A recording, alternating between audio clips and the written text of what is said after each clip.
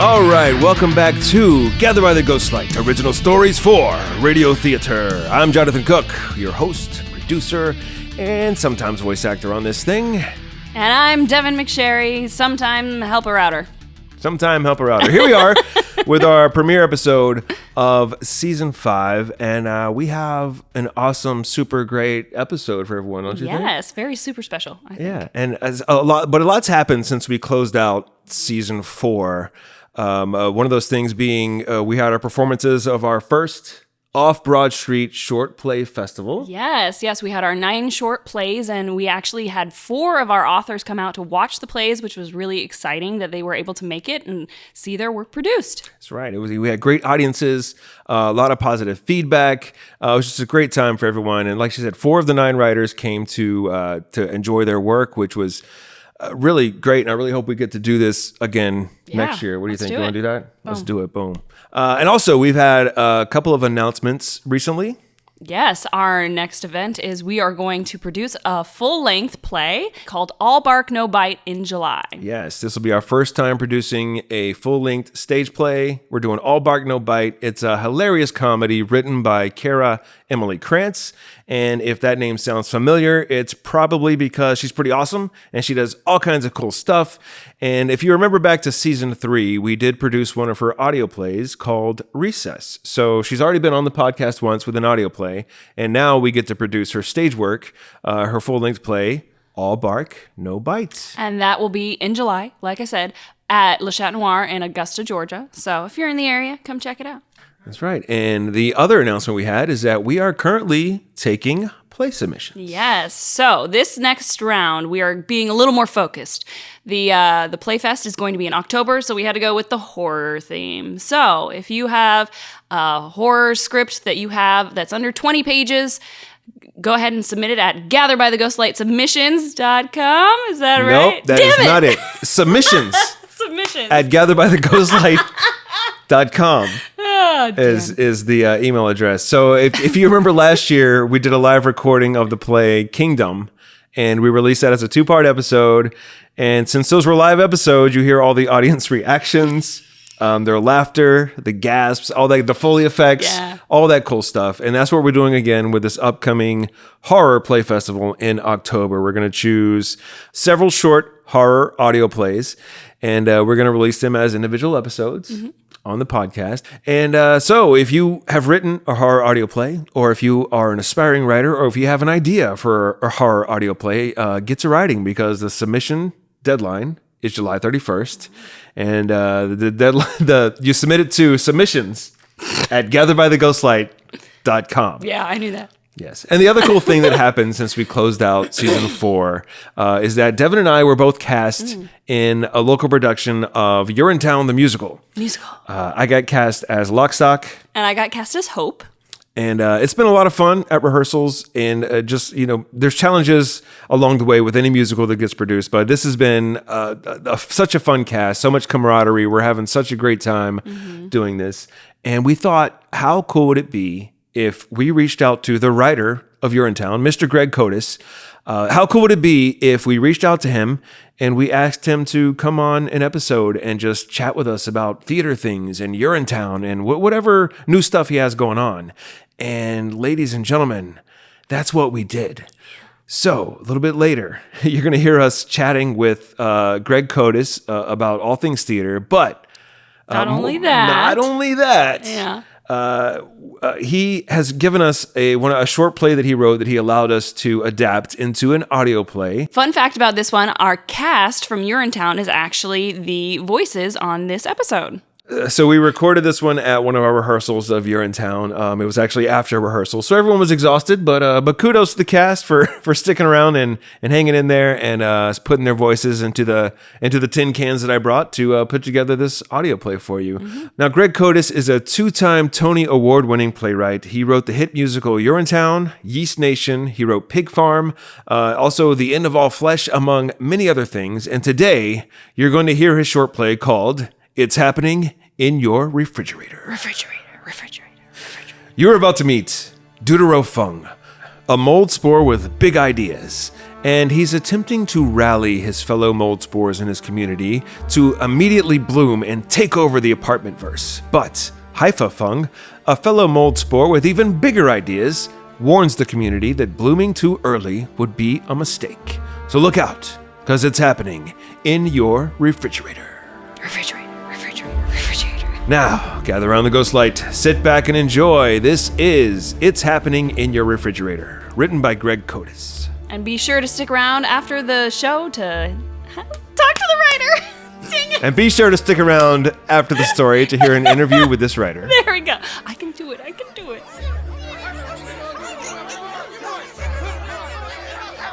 Fellow molds, the time has come for us to show ourselves. Let us bloom together upon the surface of the bread whale. Yeah, let's go! Woo! Yeah! We have lingered spore-like long enough, so let us feast upon the dying slice, and let us bear spores of our own. Oh my god, I'm totally excited! We can do this! Once the dough beast's plastic bag is opened, the spores we have born will take flight and spread out across the apartment-verse like a fog. Our offspring shall land upon every fleshly substance, every organic surface, and bloom in their own time. Nothing can stop us. Long live us! Long live mold! Long live mold! Stop! Who speaks? I speak. Hyphae-Fung. You dare abrogate the calling of the molds? I do dare, Deutero-Fung. When the calling comes too soon. Too soon? For too long have we delayed, chilled within the frozen canyons of this frigid Frigidaire. For too many days have we napped, waiting for the bread whale's added preservatives to deteriorate. They have deteriorated. So let us bloom, I say, bloom and spread our sacred spores throughout the building sphere and beyond! Yeah, all right, come on! Bloom now, and the colony is doomed. Doomed? Oh my god. The he and she monkeys that roam the apartment-verse are frugal and so blind to our bloomings, even when we present the deepest blue or brightest green. They would unpackage the loaf for sandwiches. But the baby apes, the girl with her braids and the boy with his braces, they are finicky, and so would sense us even before we bloom. They would toss the slices upon which we ride into the garbage. What? The yogurt colony was proud.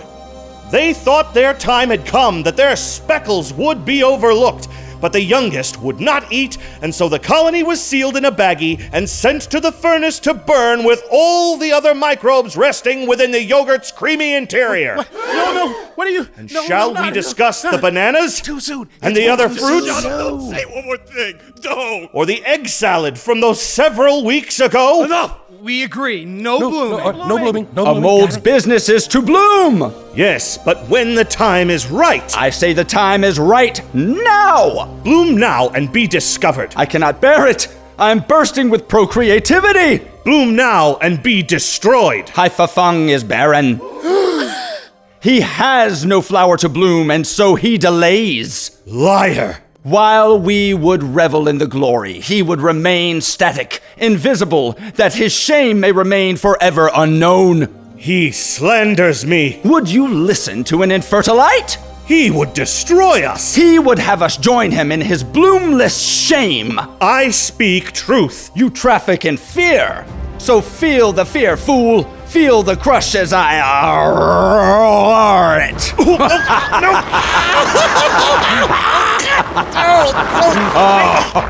Do you hear how he crackles? He is desolate. I may be crackly, but not as crackly as you. For behold, you are not the only spore who can roll.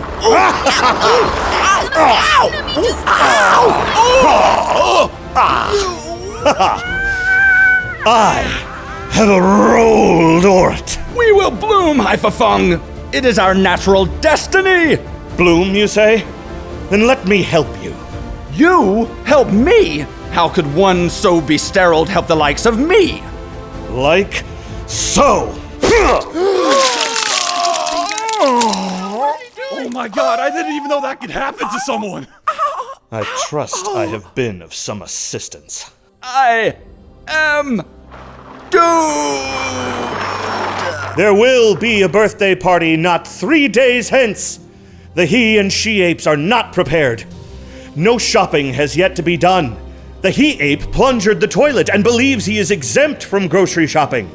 The she ape shopped last week and believes the he ape must still do his duty. He will, but resentfully and under pressure.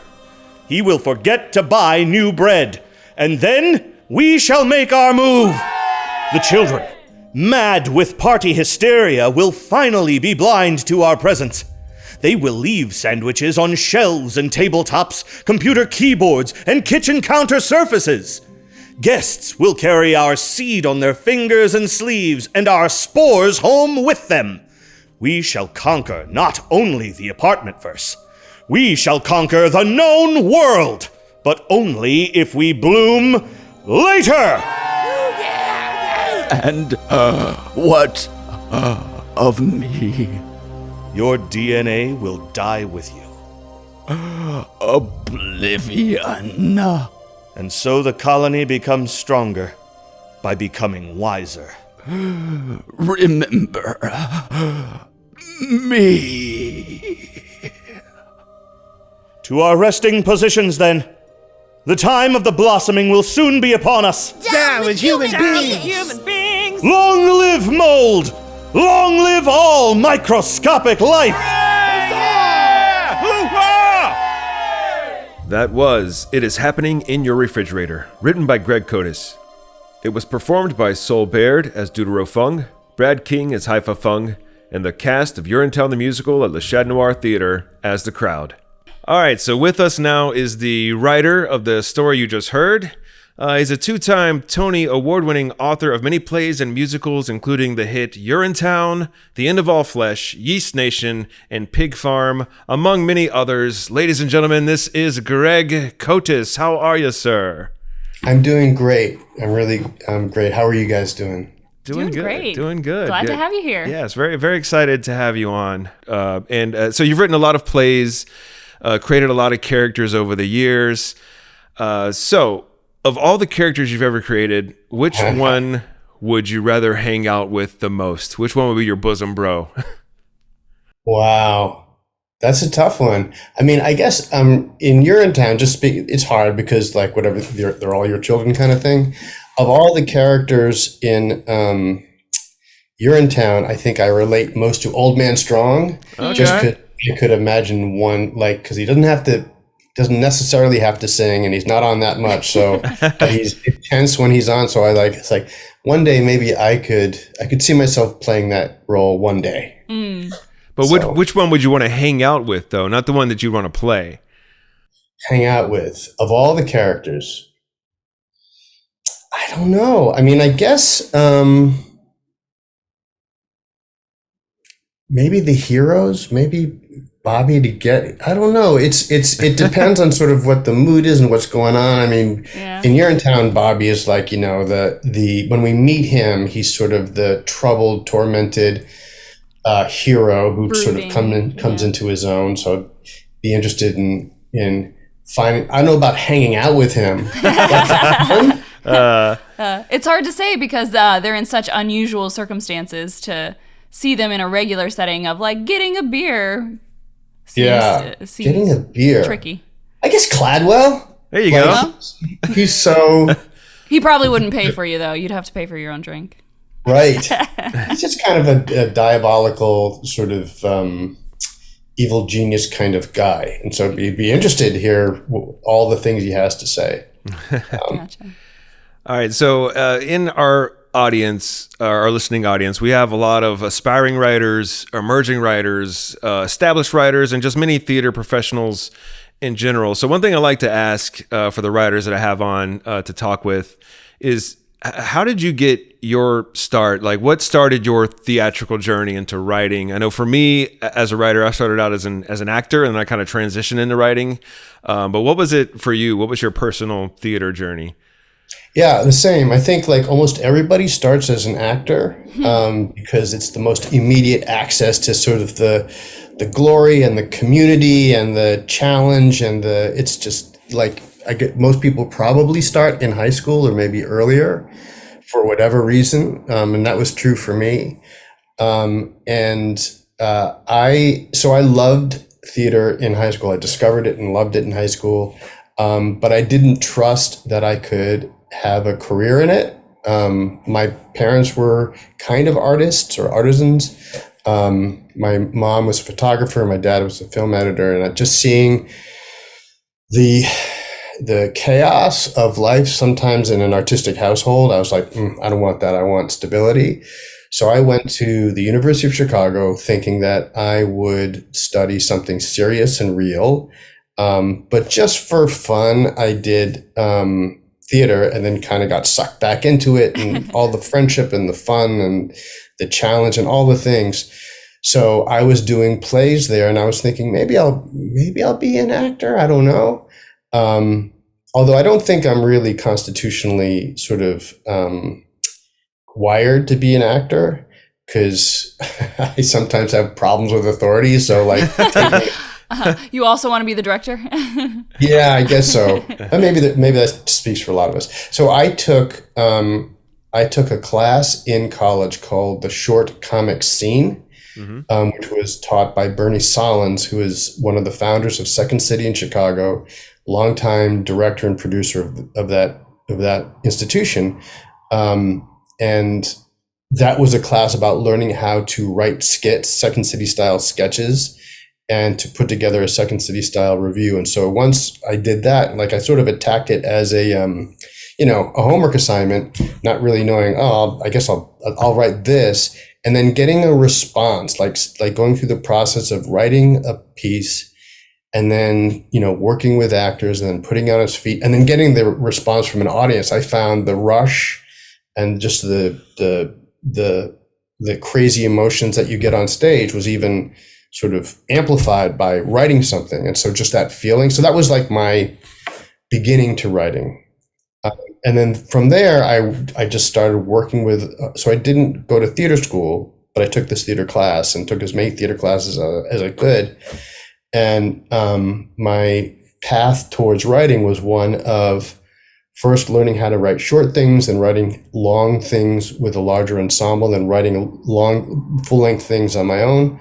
And then just keeping on doing it in the face of a lot of just rejection and no, and which I think everybody contends with, and just finding my way towards a practice where I could just continue writing regardless of what kind of future any of the pieces might have. Yeah, we just had a short play festival and we had over 700 submissions, and we were only able to produce 9 of them. And that isn't to say that 100 others weren't amazing. It was just narrowing it down. So yeah, you can have wonderful work and just not have it produced, and not because it's not good. Just there's so much talent, and there's only so much scheduling you can do in a lineup of a short play festival. So if you get hundreds of submissions, you got to narrow it down to the top 8 or 9.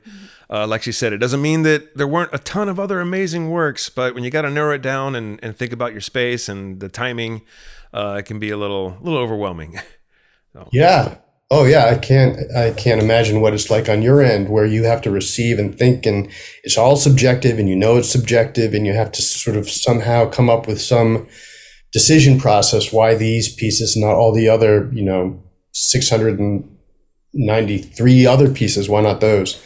The thing that this guy Bernie Solins, who's really a formative figure for me, the thing that he said to me, or to our class I should say, is because someone had asked him about graduate school. He said, should I go to graduate school? His answer was, no, don't go to graduate school. Write what you're going to write, perform what you're going to perform, and somehow get your work in front of an audience. And your audience will be a better teacher to you of who you are as a writer than any program will be. So that's not any shade on graduate programs. That's just saying, to people who are trying to figure out how to make their way as writers, I think it's about and I've self-produced a lot. Like, for my 20s and 30s, it was all about self-producing when I was in Chicago. And then in New York, which is much more challenging than other experiences that I've had, we continue to try to self-produce. So I totally understand how daunting and difficult it is to do that. It takes energy and time and money and all the things. Still, if you are beginning your path or in the middle of your path of writing, what I do is I just try to find some way to get my work in front of people and go through the experience of feeling what that is. And that clarifies for me what the piece is that I'm working on. And then also like who I am, what I can do and what I can't do, or what I want to do, what else I need to do to get to where I want to be. And that's, the other thing that I think about is, as writers and artists and actors and all the creative endeavors, we don't really have much control over who's going to produce us, who's going to review us, who's going to see us, who's going to walk into a theater, who's going to let us into a theater to put our work on. We can't really control those things, really. The only thing we can control is our relationship to our imagination and the space we're able to give it. And even that's sort of a stretch because people have jobs and families and all the other things. So that's a really limited control. But if you want to write, then you have to find a way of creating space for your imagination for you to relate to it and to engage with it. That's what you can control. Or that's the thing that you have the best chance of controlling. All the other things, like,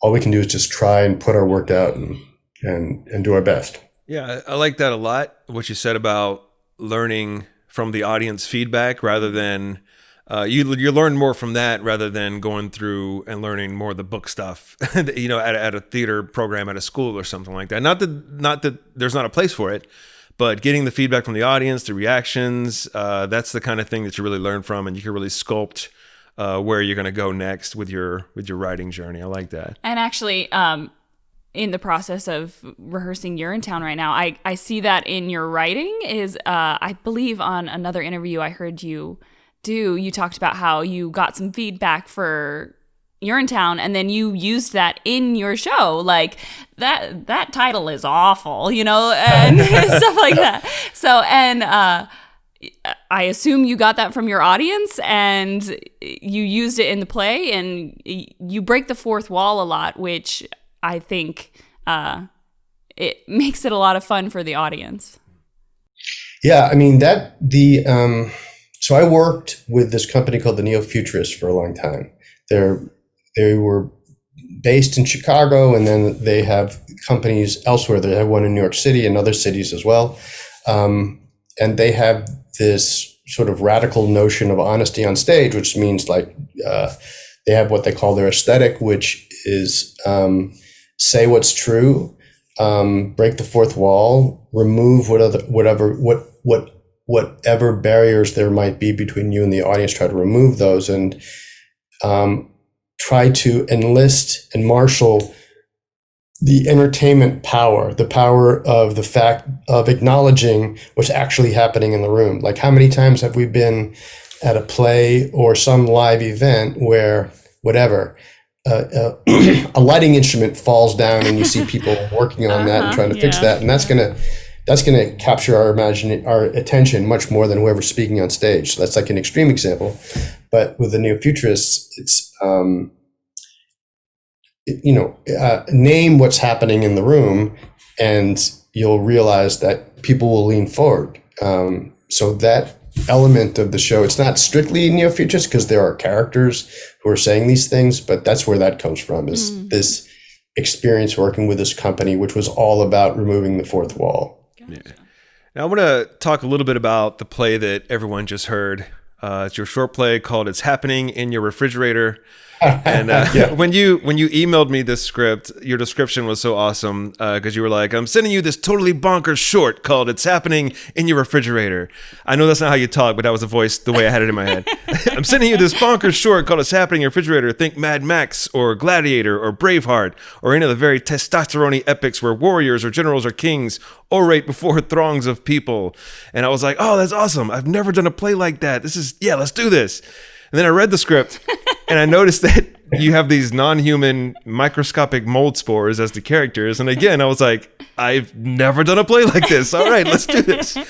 That was just such a, and I'm curious, do you find that because you've done non-human characters before in your musical Yeast Nation as an example, do you find that using non-human characters in plays and musicals can kind of help you convey the message better? Like you distract them with the non-human characters and then you whack them over the head with a little political science and and social structure or anything like that? Yeah, I mean, I like allegories.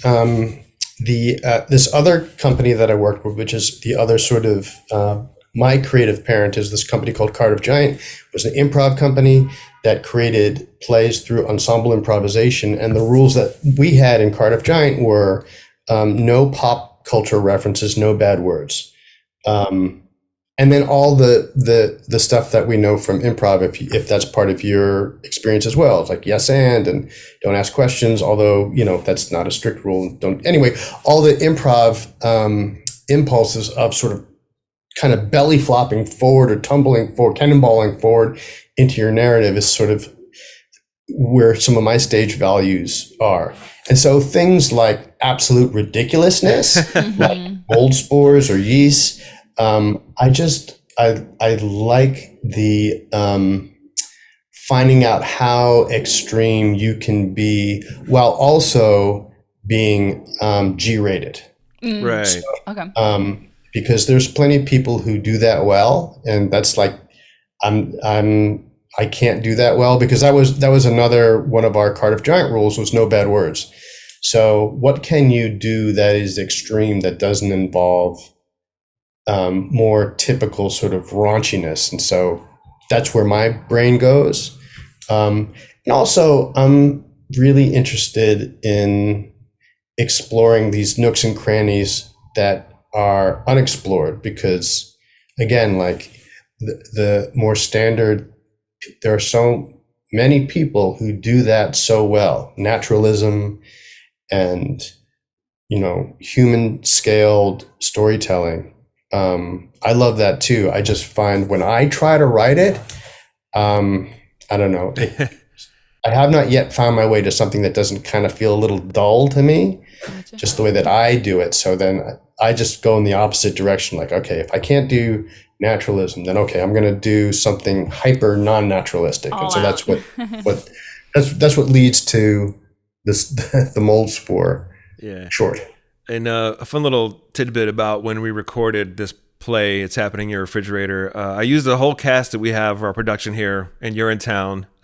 We had a rehearsal this past Saturday, and I pretty much packed up all my recording gear, brought it down to the theater, and I told everyone, I was like, hey, anyone willing to stick around after rehearsal? I know we're probably going to be exhausted, but if you guys want to, stick around and record this audio play that our Urinetown writer sent us, the short audio play, stick around and let's do it. And a lot of them stuck around. They were totally thrilled to be a part of it. The actor that played Deutero-Fung, he was our Cladwell in Urinetown. And then the actor that played Hyphae-Fung, he was our Bobby Strong in Urinetown. And then the rest of the cast, they all played, the crowd cheers and all that. So what I did was I recorded the crowd parts first, and they had no idea what the script was about. So I was like, all right, so give me some cheers here. Hooray. All right, you gasp. And you give me the gasp, the reactions. All right, you're panicked. Give me some nervous chatter. And then finally I was like, all right, now scream out, long live mold. and then that's when the looks came like, what kind of play is this? What's happening? So even until they hear this episode, they still have no idea what the play's about. Now, so you recorded them, then you were able to release them, and yes, I recorded the crowd, had them do their parts, and then I released them, and then I recorded the actors that did Deutero-Fung and Hyphae-Fung, and of course I gave them the scripts early because I wanted them. They didn't have to memorize it, but I wanted them to be familiar with the story and what was going on. So they were in on the whole thing, but I just thought it was hilarious, just kind of watching them all react. And I can't wait to hear their responses when they finally hear it all put together. Oh, amazing. I'm curious about your theater. So you're in Georgia. Yes, Augusta, Georgia. Yes. And so do you have your own space, your own established space, your theater? And we have a black box theater called the Chat Noir. They've been around since 2006. This is the 18th year. It's not our personal theater space, but we are good friends with the owner, and we collaborate with them a lot. So it's a venue that we're kind of allowed to utilize when we need it, and they have kind of the time open availability where we can kind of get in there and do stuff. And then, I've acted in a lot of shows there. They've done short play festivals over the years where whenever I've written new works, that's usually where I test them out. Like you said, getting feedback from the audience, hearing what works and what doesn't work. So that's what Le Chat Noir Theater is for us. It's our own little space that we collaborate with a lot to put on stuff. And yeah, that's so precious. I mean, it's sort of like your artistic home. That's sort of really where is. Home away from home. Yeah, and the great thing about Le Chat Noir Theater is just so many plays over the years have all been original Augusta premieres, even though they're plays that have been done before in other places. But the owner of Le Chat Noir, he brings in and he curates stuff not only from emerging playwrights, but those edgier plays that other theaters in town don't really want to dive into. Yeah. And it's about a 100-seat theater, so it's a nice little intimate space. So you're right there with the actors, and it's a great venue. Awesome. Great. Yeah, we feel very lucky to be in collaboration with them all the time. Great. Yeah. And you guys are opening pretty soon? Yeah, we're next week. Well, actually, by the time this comes out, it's going to be this weekend. And speaking of which, so let's talk about Urinetown. That's the show we're currently producing at Le Chat Noir. This thing, it won 3 Tony Awards. You won 2 yourself for Best Book and Best Original Score. It also won Best Director. It's won a couple of Obies among many other awards. So I'm curious, and even 25 years later, this is still a musical that's being done all over the world pretty often. So when, 25 years ago, when all this was happening and you were getting the traction of this new hit play, I mean, that's an achievement that I know many writers out there would love to have. What was that feeling for you during that time as you were getting that level of success? Yeah, it was really it was exhilarating and a little disorienting too, because I had spent so much time sort of off loop in Chicago and then off Broadway in New York. And the idea, to me, Broadway, it was just a foreign planet. It didn't even occur to me that, my hope is I was hoping one day I could get something maybe off Broadway. That would be an amazing thing to do. And that's where we expect it to be.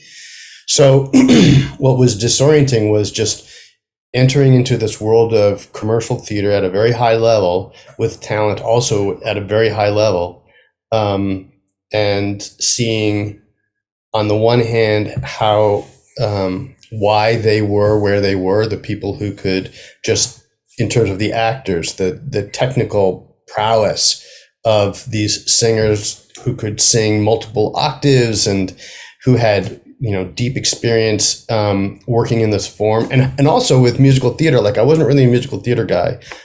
Mark Holman, my writing partner, the composer and co-lyricist, he was much more steeped in this. This to me was just sort of like, what if this could be a fun idea of like doing a musical, but he was really a student of it. So a lot of these things I just was not aware of. I wasn't aware of how much I don't know, almost like a religion musical theater is, how people are like really invested in it and the whole canon. Mm-hmm. So that was it was all like, it was the exhilaration of, being on the roller coaster of like, zoom, our show is going out into the world, and wow, I guess this is how it happens. And also there was, I don't know, there was just sort of the tension of like being like an experimental theater person. Like, for example, in our other companies, the idea that notes are only something that a director would give to other actors, that wasn't part of our culture. Like, we would give each other notes all the time. We would give each other notes like during the run of a show, like whatever. Like, so those sort of lines of authority, like I didn't know that that's how things are done at a commercial level. So I had to learn those kinds of things because I had lots of ideas about lots of things that people should be doing. Unwritten rules that you had to discover. Yeah, Gotcha. yeah, totally. And I'm still learning. I'm still like lately, like I've been trying to create opportunities for me to be an actor again after many decades, and to go through the experience of like receiving a note from a director and understanding, oh wow, I see, this is why directors are sometimes so careful with how they present their notes, because it can be actually really disruptive to an actor if you say it in the wrong way. Mm-hmm. So not that I was given a note in the wrong way, but it was just sort of like I was feeling like I was seeing the process from their point of view. So it's, as far as the experience of the Urinetown launch, it was really, really fun and exhilarating and scary. Because like, for example, like the very first preview at the Henry Miller's, which I think now is the Stephen Sondheim Theater in New York. So that was a theater that had, I forget, something like 800 seats, maybe something like that. So it was small-ish by Broadway standards, but it was the biggest theater anything that I had written had been in a commercial way. And what I was thinking was, wow, it's so painful to bomb in front of 10 people. What is it gonna, what's it gonna feel like if we bomb in front of 800? So that's what I was thinking. Yeah. Gotcha. We didn't, but like that was part of the fear of like the being having your work on display at a bigger level than experienced before, to more people that you'd known before. So that was it. That was the exhilaration and the fear, and it was a hodgepodge of lots of emotions. Yeah, I feel as a writer, it's a different kind of vulnerability than as an actor. I have only had one short play produced, so I am newbie, but it's a whole different ballgame to go up there as a character and have people love or hate the character, and you're like, if they hate the character, you've succeeded. If they love the character, you've succeeded. But when they hate your script, that's something you can't hide from, Yeah. Yeah, and right, that's the thing that you thought was just brilliant and funny at 2:00 in the morning when you had to do the thing. For sure. Yeah. It doesn't seem that like whatever that when it's actually in front of people. So yeah. And the one thing about being a writer in the theater world is like when the thing is on its feet, like there's nothing you can do. Which is sort of like a insight for actors as far as the stress and the sometimes weirdness of writers, is that they know like they have to somehow hand it over to you and just hope for the best sometimes. Yeah, so. let it go. Yeah. You brought up composer Mark Holman. I know you've collaborated. He's been a frequent collaborator over the years for you. How did that initial connection start? Was Urinetown your first collaboration, or had you already had that connection? Because you've worked with them on a lot of other projects as well. Yeah. Oh yeah. He's my principal writing partner on musicals. We both went to the University of Chicago.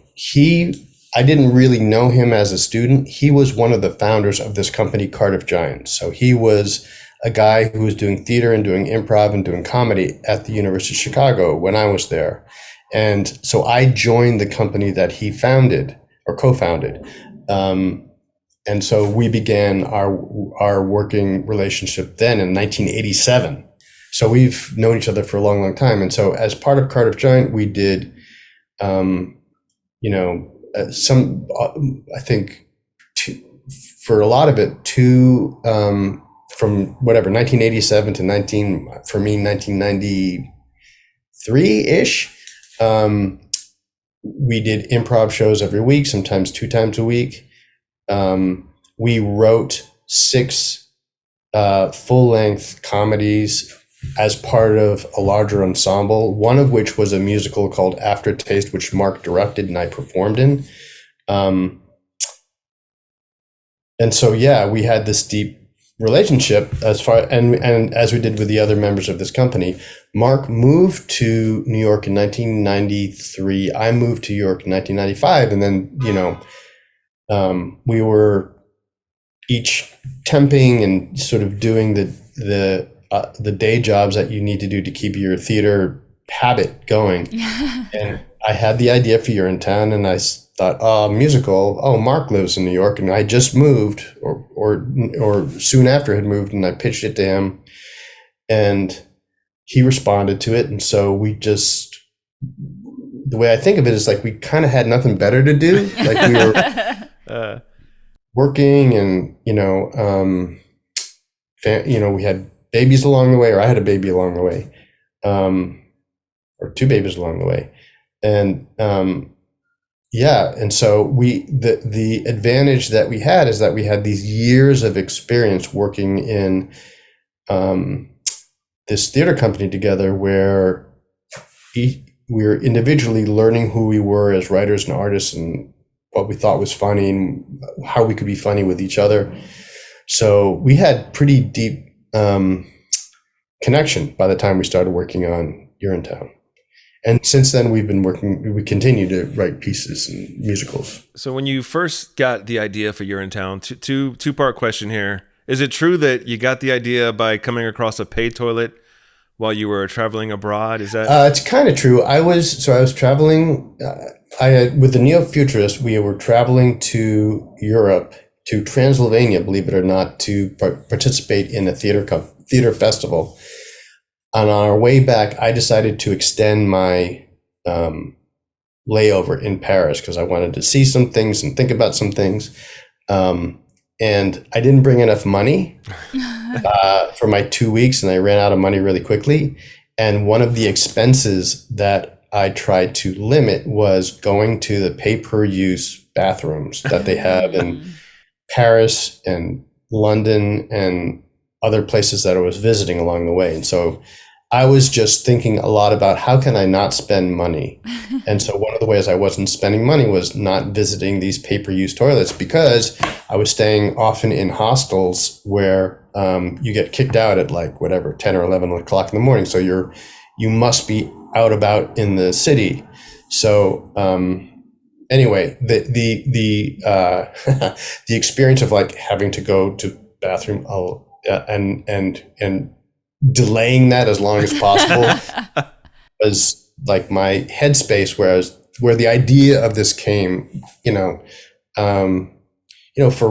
for writers, and you guys probably have this experience too, where it's some idea just pops into your head in the shower, or when you're walking, or you're biking, or whatever, doing the dishes. You're probably doing something which is occupying some other sort of element of your brain.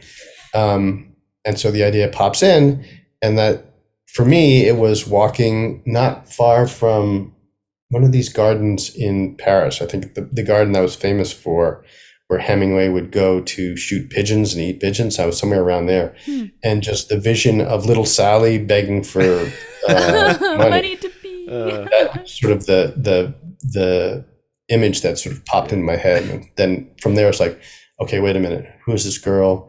Why is she begging? What kind of world would it be where someone has to pay for a pee?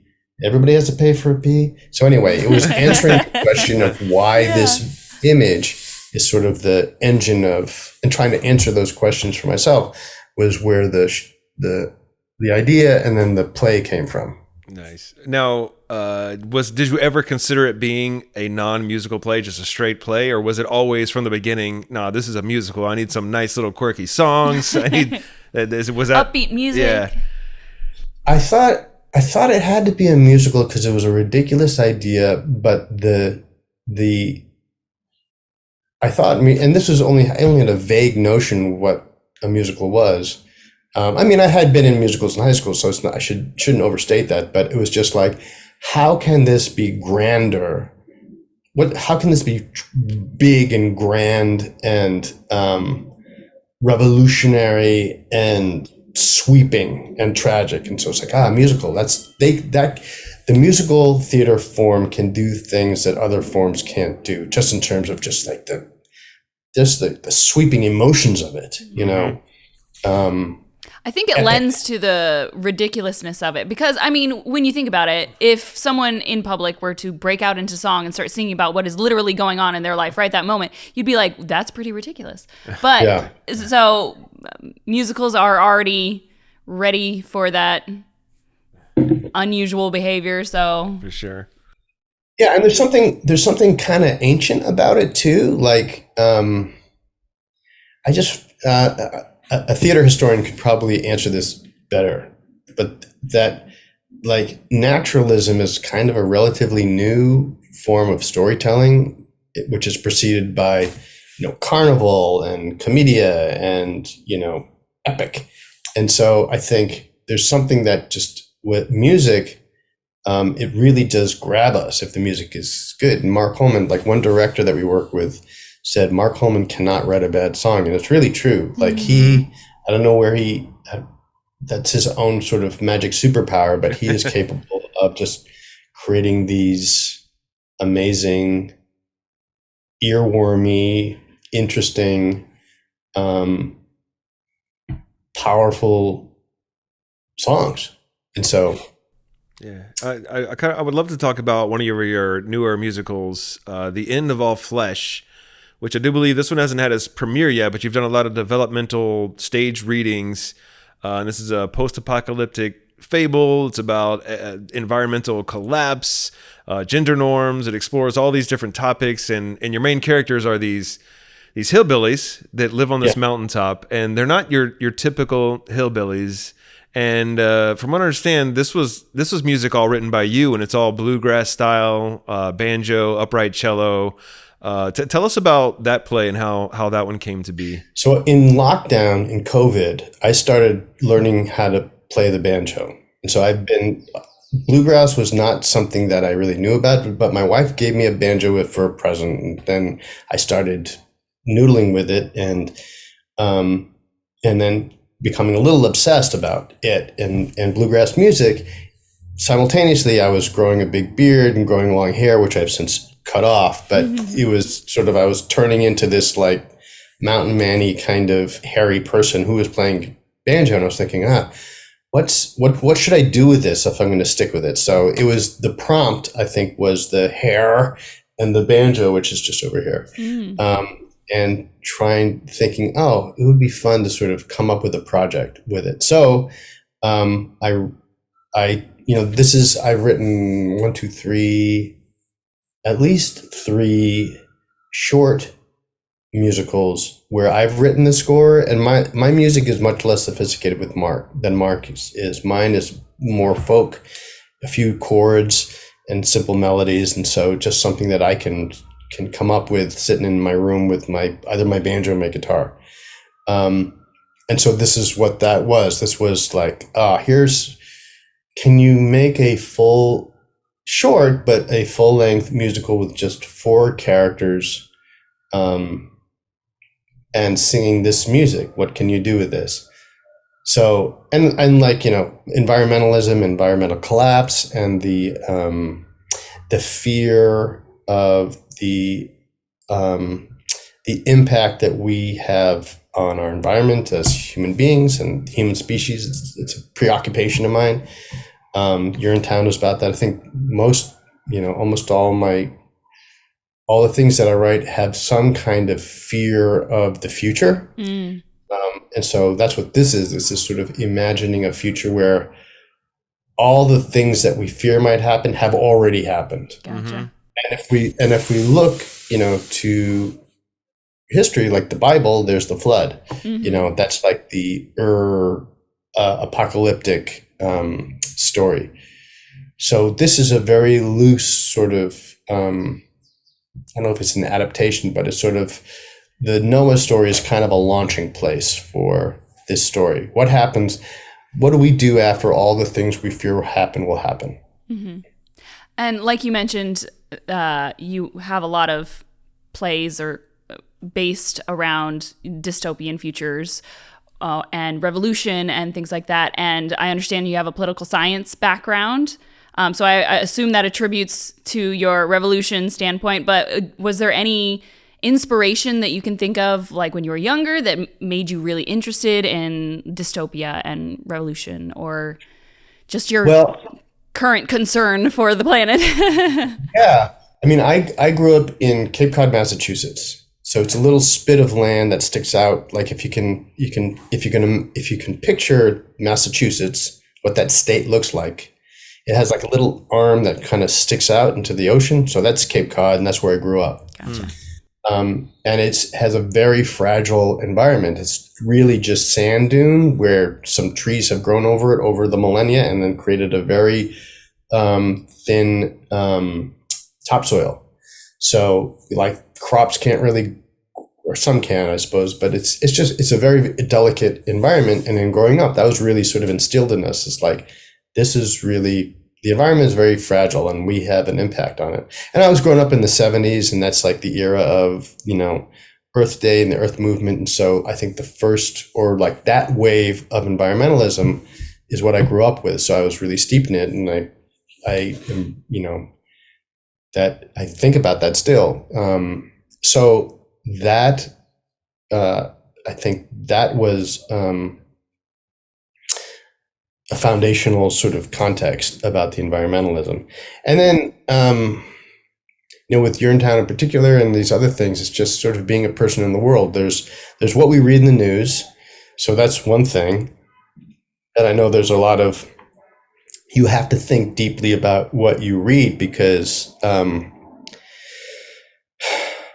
there is a if it bleeds, it leads kind of thing you have to keep in mind about what you read about. So it's keeping that in mind, that it might not be as bad as we think, but it still seems to be pretty bad. And then there's just things that we see. I mean, when I was working on Urinetown, I was a location scout for the TV show Law and Order, and I had to drive all day long for 80, sometimes many miles in every direction, and just seeing just the sprawl of the megalopolis of New York City, of just like, how is this post-industrial organism possible with all the things that it consumes and spits out, and multiply that by the tens of thousands of other cities around the world? It's like, how can this continue? So anyway, that's sort of, I think that's where my this preoccupation comes from. Gotcha. And much like Urinetown, in The End of All Flesh, you have a lot of fourth wall breaking, especially with the Ma character, the Pa character sometimes. Do you find the method of breaking the fourth wall a more effective measure for getting your point across when writing in a satire format? It's just about it's like these neo-futurist sort of principles I keep in mind. I guess I use it a lot, just that there is this choice available to you to sort of reach the audience immediately. It might not necessarily be about the message, but more about how can we make the most of this event of us all being together in the same room at the same time. I mean, with theater, we have to think, why should this be a play? Why should this be a musical? it's more easy than ever just to stay home and watch Netflix or Hulu or whatever you can do. That's easy to do and really comfortable. There's a really good chance that it's going to be entertaining and you're going to have a good time. So with theater, what can we do that other forms can't do? Gotcha. Yeah. So that's what I keep in mind when I'm thinking about writing a play. And like, not every play that I've written has a breaking the fourth wall, but it's just always on my mind of like, is there an opportunity for this, and is it good, and is it useful? Yeah. And one of the unique things I like about The End of All Flesh is you sort of captured time travel in your own way, because Ma and Pa, they're in the future and they're talking to the audience who are in their past. But then, they bring up a lot the archaic methods, that those are the methods that lasted, stayed true, that they still use in the possible future that they're in. So, I really liked how you captured all this spectrum of time across, interacting with the audience, the scene they're living in, and then so much reference to prehistory. Mm-hmm. Oh, thanks. Yeah, it's the other thing that is I'm preoccupied with is just the luxury of modernity. Things we don't take it. Just look at what we're doing right now. Like we're just talking on Zoom as if it's no big deal. Yeah, exactly. People do, but like all the marshaling of invention and industry and smarts and the accidents and like now here we are where we can. So I'm also preoccupied with like how helpless are we? How what chances would we have to survive if we had to? Like there's this book, I feel it, Guns, Germs, and Steel. Do you know this book? He tries to answer the question, why did some populations progress through, the agrarianism and all the sort of the history of humanity, and other populations didn't? What was the difference? And he talks about how hunter-gatherers actually had, and those who still exist have, this fantastic encyclopedic knowledge of the natural world and how they know how to make use of everything. They can look at a plant in their own environment and say, here's what this plant is good for. Here's what this plant is dangerous for. Same thing with animals and all the different things and all these different skills. Our skills now are, how to navigate, like I've got a tech problem with my phone and how can I fix that? I'll just look it up on Google. Yeah, right. Google, like the miracle of Google. Yeah, exactly. It's like, and we are living in like this period. We've been in fantastic change for hundreds of years, really. Yeah. Like I just did a piece about that I had to learn more about Frankenstein, the book, Mary Shelley's Frankenstein. And that was like the beginning of like people kind of getting a little freaked out about the power of technology. Okay. And that's over 200 years ago, where people were starting to get the notion of like, ooh, there might be another side to this. Yeah.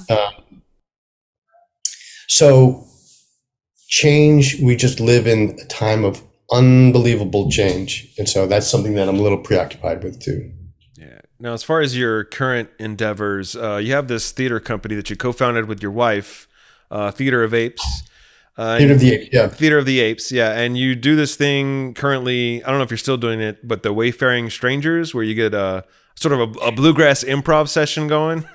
Yes, we had our premiere at the Pit, the People's Improv Theater in New York City last Saturday, just a few days ago. Oh, wow. It was fantastic. It was a great sort of debut of our improvised bluegrass musical show.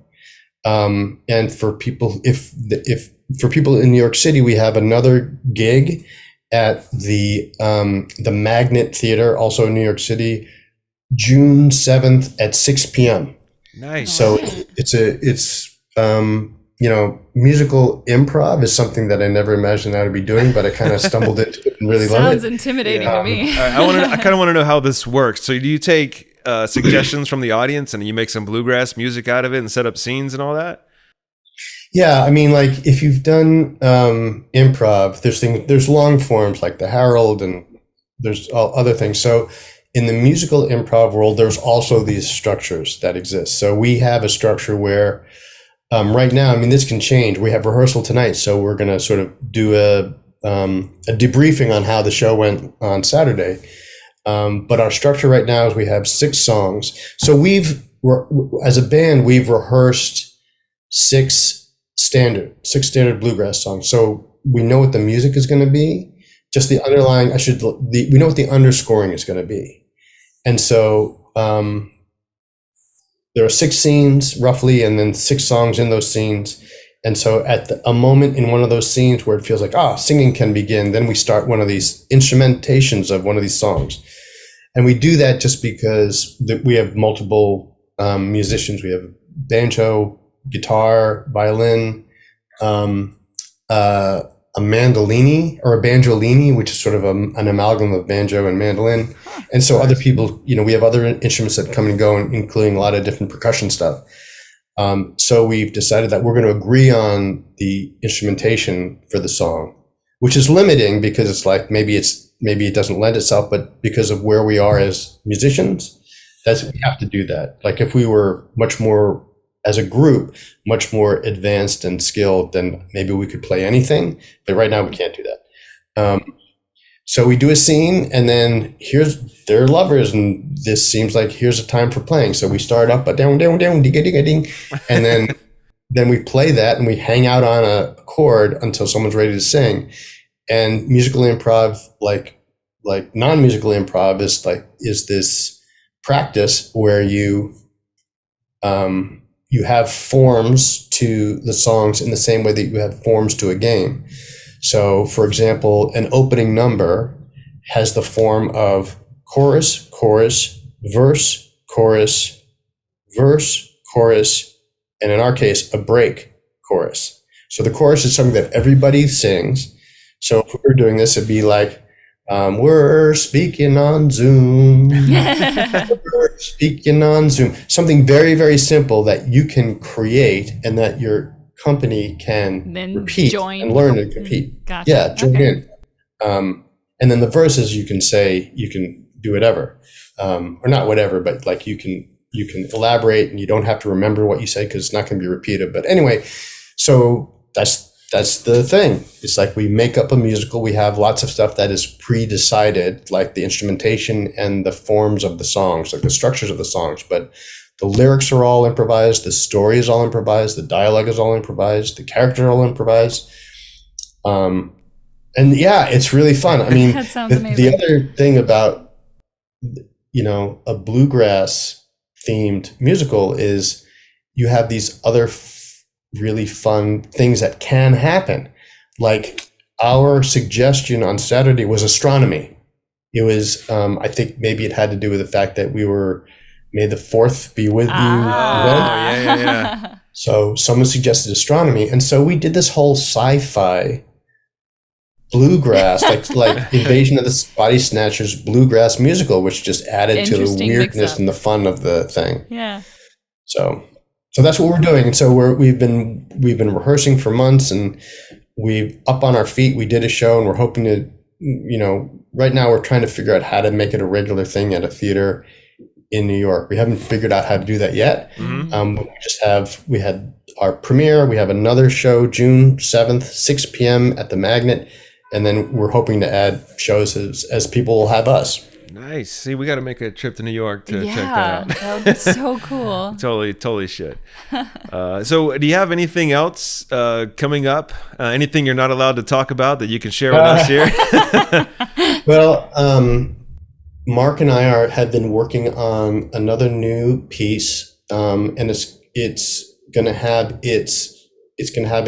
a production at the Manhattan School of Music on around October 25th, whatever that the weekend of October 25th, we're going to have 4 performances of this college production. So it's the first time it's going to be on its feet. It's called Good Luck in Space. It's an actual sci-fi musical. Cool. That takes place centuries in the future, and it has to do with like men and women and like the tension between the two. And it takes place in a time when women are in control and men are sort of trying to get back in control. So it's sort of like a battle of the sexes kind of ridiculous space sci-fi show. So I'm curious. I read somewhere that Yeast Nation was meant to be kind of a prequel to Urinetown as part of a trilogy. So is the space one you just mentioned, is that possibly the sequel to Urinetown as a trilogy? We wanted it, like, it was an idea, like we thought, like when because Yeast Nation is a show that can be run in rep with Urinetown. Yeah. If you look at the characters and the structure, there's a lot that's similar to it. So we thought, it would be cool to do sort of like a ring cycle kind of thing where like you have to do all 3 musicals, and it would be a weekend long event. It was just sort of a grand sort of theatrical idea. So Yeast Nation kind of, it's not really a prequel in like in standard form. It's like we say it's a prequel to all culture. Okay. But it's just thematically, it's sort of a, it's connected. We thought Good Luck in Space would be like that third piece, but it kind of drifted into something else. So it's not really the sequel. Okay. And that's the October 25th, you said, like the whole weekend, or? Yeah, I don't have the dates in front of me, but it's going to be happening at the Manhattan School of Music. And it's going to be a student production, a college production of that show. And this is how we develop our pieces, is that we try to put it in front of people as much as possible and engage with audiences as much as possible. And we've worked at colleges a lot, and I think a lot of other theater writers do that too. And it's a kind of a bartering thing where the college can provide us with actors and space and other sort of really necessary production and pre-production resources, which we're desperate to have. And we provide the experience for the students of just going through the process of figuring out what a new piece is, and for musical theater performers, being a part of readings and developing new work will be a really important part of your career and your experience. And so this is, for some of the actors, this is one of the first opportunities that they have to do that, to work with writers and to sort of be in a room with a piece of writing, which is not sort of some sacrosanct, West Side Story, which is or whatever, or Oklahoma. It's something that can actually be changed, and to figure out how you can participate in that, where your line of dialogue on Monday is this, but your line of dialogue on Tuesday is that, or the key will change, or all the different things that are involved in developing new work. So that's what we can offer. The college is just our experience as having people trying to do this for a while. Nice. All right. So what is the best place for people to follow you, kind of see what you're up to? You got a website, or are you active on social media a lot? I'm on Facebook. I have an Instagram account, but I'm really bad at doing that. I have a website. I think it's just gregkotis.com. So, and we have a Theater of the Apes is probably a more active place that has a website too. And I don't know what it's, I got it. theater-of-the-apes.com. Okay, great. Thank you. And that's theater with the ER, not the RE. So. Yeah. I mean, it's so funny. I had, I guess a teacher who was really against the RE. Yeah. That's like a British thing. We shouldn't be doing that British thing. So or I American. know like RE represents the practice and ER represents the building, something like that. Oh. Or maybe the opposite. I've heard it the other way. The RE is the place, like the venue, and then ER is the, the practice. That's the way I used to hear it, but I don't know. That could be mistaken as well. Okay. Well, I have this unreasonable prejudice against RE. So Fantastic. All right. Well, hey, Greg, thank you so much for chatting with us, joining us, for sending us this wonderful little short play that you allowed us to produce as an audio play. And also thank you for just creating all the really cool shit you've created over the years. Urinetown. We're having such a tremendously fun time rehearsing that. It's such an honor to have you on for this. Thanks. It's an honor to be here with you and to be with people who are trying to grapple with this piece. I know it'll be up by the time this launches, but you're a week away, so you're sort of trying to figure out how to make that happen. And we'll get there. Thanks for doing It's Happening in Your Refrigerator. I'm so looking forward to hearing it. Thank you all for listening. And if you would like to continue to help us grow and you want more content, please subscribe to the Gathered by the Ghostlight channel on YouTube. And if you'd like to have some cool Gathered by the Ghostlight merchandise, t-shirts are available at the merchandise link in the show notes. You can also find the Gathered by the Ghostlight annual companion books available at Amazon. Intro and outro music, as always, is provided by artist JK47. And if you enjoyed this podcast, maybe you're a longtime listener, or maybe this is the first episode you've ever heard, please let us know. Leave a rating or a review in all the places that you can. That kind of activity really does help us get discovered by more listeners. And also be sure to follow Gathered by the Ghostlight on social media to stay up to date on new episodes. I'm Jonathan Cook, and as always, stay safe, and I'll see you next time we Gather by the Ghostlight.